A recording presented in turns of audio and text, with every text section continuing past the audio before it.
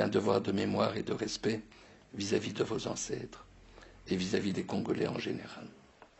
Je m'adresse à vous, Général Kabila.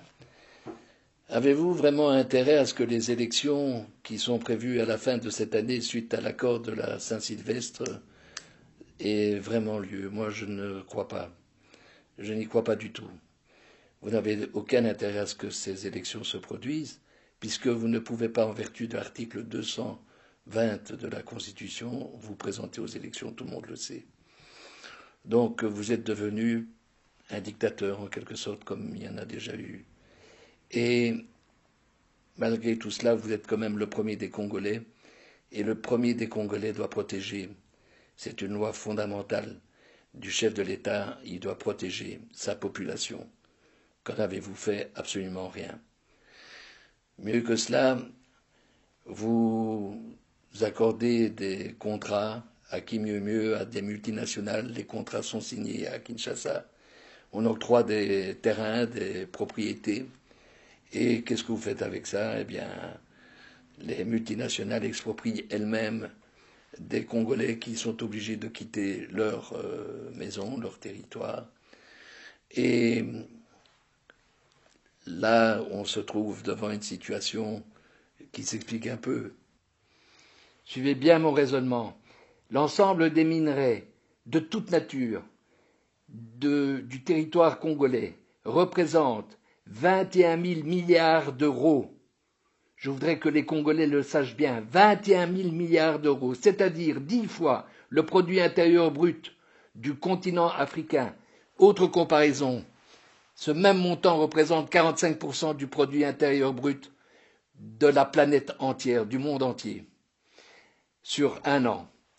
Alors, je m'adresse à vous, Général Kabila, vous qui signez des contrats à Kinshasa et qui permettez à des sociétés multinationales de pouvoir exproprier par-ci, par-là pour pouvoir exploiter des minerais avec toutes les conséquences néfastes que l'on connaît à propos des populations, les populations qui sont martyrisées, les populations qui sont poursuivies, etc., etc.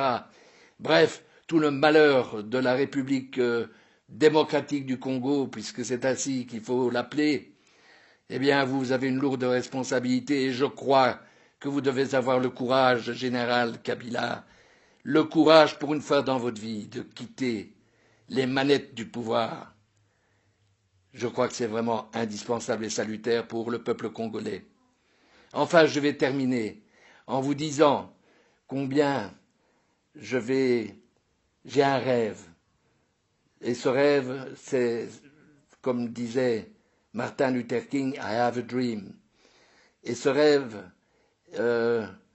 rejoint en quelque sorte, pour paraphraser le général de Gaulle en août 1944 lors de la libération de Paris, ce rêve c'est République démocratique du Congo qui a été outragée, qui a été brûlée, qui a été martyrisée, mais République démocratique du Congo, enfin libérée. Je crois que c'est le vœu du peuple congolais tout entier. Je vous remercie, bien chers frères et sœurs congolais, je vous remercie pour votre attention et sachez que je suis à vos côtés. Vive le Congo libre. Un fier pays Congo, pays de nos aïeux, soyons affiés, les Japonais maintenant très greniera. Que vive à jamais la prospérité du Congo, un vieux dans la paix, les bouts congolais, unis dans les sons, unis par les sons pour l'Inde, pendant